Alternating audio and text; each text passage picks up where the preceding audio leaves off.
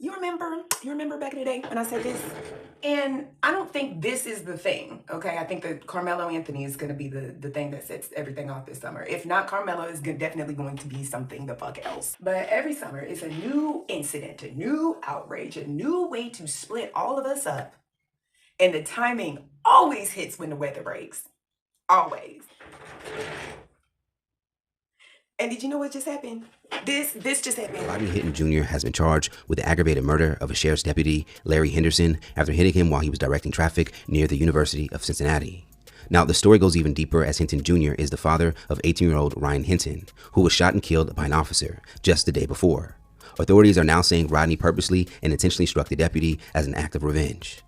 Now, the day before Rodney Hinton hit a sheriff's deputy with his car, his son Ryan Hinton was killed by a Cincinnati police officer who responded to a report of a stolen vehicle. NBC News reports that 4 people in the alleged stolen car ran after the police approached them. In that report, Cincinnati Police Chief Teresa Theet said Ryan was armed. The police video would show an officer exiting his vehicle, pointing a gun at young Ryan, who appeared to be running away. The police chief said the officer fired at least 4 times and believes Ryan was hit by 2 bullets, one in the chest and one in the arm. A gun was reportedly recovered. Do you want to know what else is going on in Atlanta? What just happened? This right here. What's up, family? Atlanta's controversial Atlanta Public Safety Training Center, otherwise known to the public as Cop City, finally opened officially on May 1st after a 4-year development period marked by protests from Atlanta's marginalized communities. The 85-acre space will serve as a training ground for Atlanta's police and fire departments. Critics of the training center focused on concerns about the potential for increased police militarization in Atlanta's Black communities. You guys, once again, they trying to get us. Okay, so here's the thing. A lot of people say, well, what else is we supposed to do? This was an injustice that was done. And listen, that's what they do. They try to get us to fight, whether this is right or wrong or whatever. Cops should know better. Cops should know better. If I'm not mistaken, please correct me in the comments if I'm wrong, but was the young man, Ryan, was he or was he not shot in the back? So how can he be pointing a gun at you unless he was, I'm being so serious right now, you guys, unless he was like this, unless he was like, oh, I'm running and I'm shooting, but I'm not looking back. That's the onlyest way that he could have gotten if he had pulled a gun out. It doesn't matter. A police officer should know how to apprehend a criminal without killing them. I mean, are you guys just that bad at your fucking jobs? So, what do? We still protest. But stay your black ass at home, okay? Right now, I'm talking to the FBAs. I know, I am well aware that so many different people, can take some of the things that I say on this channel and apply it to their own activism. Hey, that's cool, that's fine. But right now, I'm only talking to FBAs, okay? Foundational Black Americans. We can still protest. We're going to do it silently, though. Silent protest. You ain't got to be loud about it. You ain't even got to tell nobody you're doing it. How can you silently protest? Well, one way is to switch your doctor over to an FBA practice. Oh, but I like my doctor. He's perfect. I like my doctor too. Not the one that's working on the surgery. But my regular doctor, I like him too. We're going to have to make a switch. And yes, no, I get it. Not all skinfolk is kinfolk. I understand that. That's why you got to do your research. What is a good FBA medical practice, right? Talk amongst your friends, your family, share the knowledge. Oh, well, I see Dr. So-and-so. Okay, well, what's the number is? So we can get in on that too. Okay? You don't have to take all of your money out of your bank. I don't ever suggest doing that. Okay? I believe in diversifying. But take some money, some of your money, not all of it, but some of your money, put it into that, what's that one? Killer Mike always was talking about. I need to look into that because he hadn't said nothing about that. Green Bank. He hadn't said nothing about that in a minute. I need to look into that. But it doesn't have to be the Green Bank. It can be any black bank. We got banks, right? It could be any black bank. Do your research. Put your money in the black bank. Start taking some of your children who are going to get these athletic scholarships, and instead of encouraging them to go to PWIs, encourage them to go to HBCUs. If they're going to go Here's the thing. And when I say going to a black doctor, going to a black school, going shopping black, all of that stuff, when I say go out and do things like that, I don't mean just like skin tone, okay?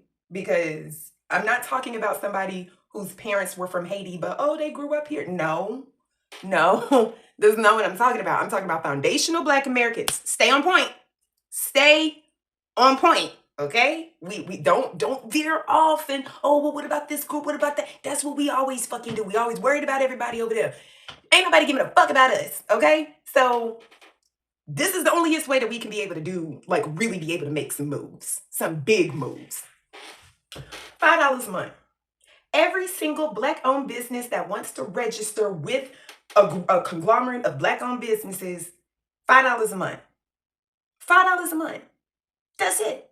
Those are your membership dues. $5 a month. That's all. Reason why I say that is because I don't know that you are going to take my black dollar that I've been circulating within our community and spend that on Amazon. I don't know if you're going to do that or not.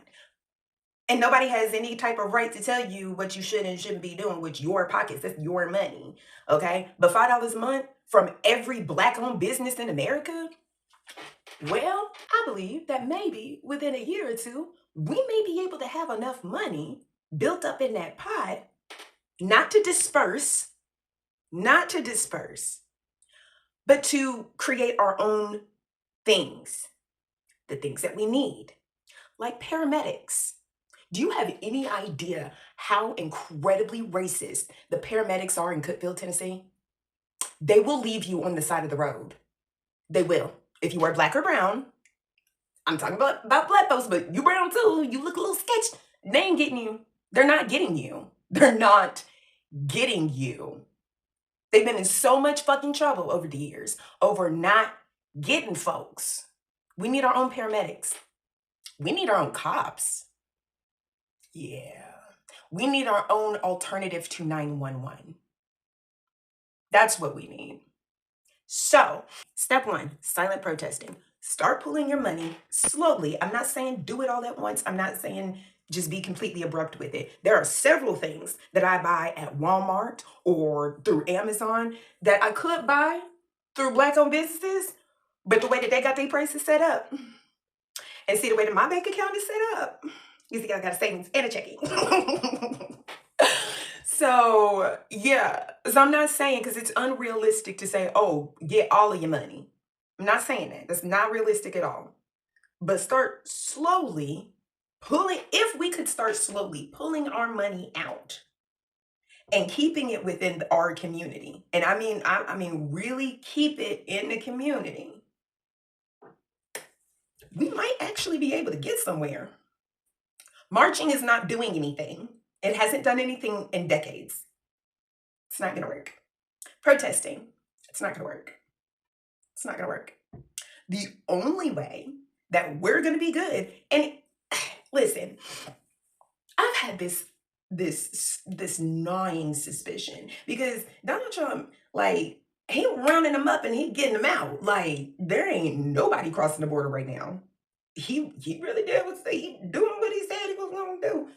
But listen, I have a sneaky suspicion that once we get out all of the people who, let's say, might do migrant work, who's doing that work?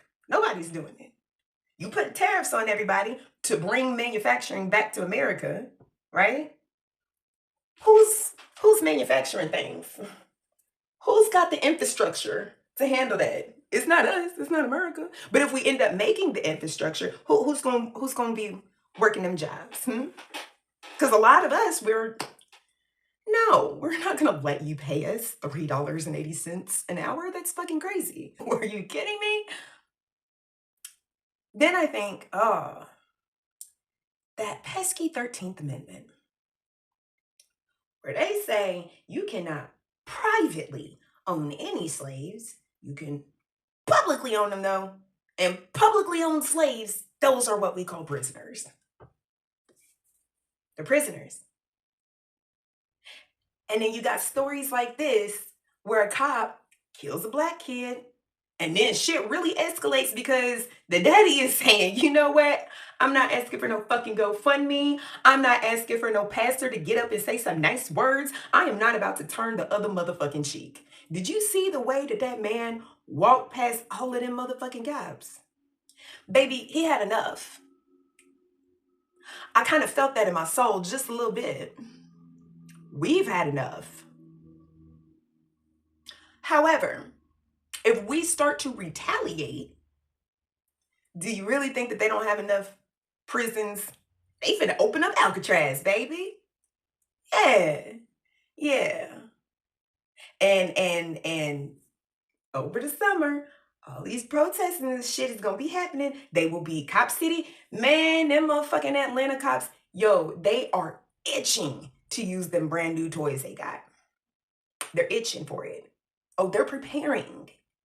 Don't take your black ass outside. Not this summer, babes. Not this summer. If you're gonna have a hot girl summer, keep it away from the protesting streets, okay? Just keep it away. Just go have fun, do your thing. I mean, really and truly, tone down the fun just a little bit. Just a little bit. And if you out there in Atlanta, stay safe. Y'all, I forgot to say this in the video, but also this Juneteenth, buy black. Please, for the love of God, stop buying your Juneteenth stuff at Walmart and Dollar General, okay? Don't do that. That's the end of the video. I got some things to say to my subscribers. So if you're done watching the video, that's it for me, y'all. Like and subscribe or whatever. Mwah. Listen, I actually recorded a video about a week ago. And I'm still going to put that video out probably like tomorrow or the next day. I don't like putting out videos too close together because then people are just like, bitch, why are you in my face all the time? Like, go away. And I do talk a lot. And it takes everything in me to hold on to a video and not release it for a couple of days. But it is what it is. I've already recorded that video. It's very, very short. It will be the last video that I record for a while. My surgery is... What the fuck is today? Oh, fuck. I have surgery in less than a week. Because I'm really not going to be able to get up. Like, I don't have it with me. But I've been using a cane to get around. Not right now because I took like a whole bunch of ibuprofens. So my bitch is feeling great, but only for the next little bit. I know for a fact that after my surgery, I'm not going to be able to do shit. Not a motherfucking thing. I'm literally not going to be able to get out of the bed. At all. For a while. I gotta deep clean my hair. I gotta do so much stuff, but it's cool though. The next video is gonna be out in a day or so. It's not very long and it's scripted because I didn't want to ramble on like I'm doing right now. So it's a very short video, but it's very to the point. Like, you'll like it. Is that all I have to say? I think that's all I have to say for right now. Okay, I think I've spoken enough. Smooth. Uncle near screen, if you were wondering.